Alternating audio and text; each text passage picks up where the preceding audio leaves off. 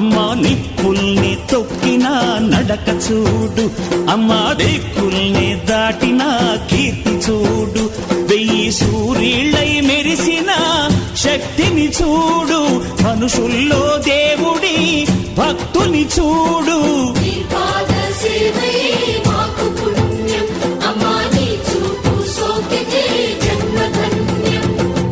అమ్మా భవాని లోకాల నేలే ఓంకార రూపమమ్మా, తల్లిని మహిమల్ని చూపవమ్మా.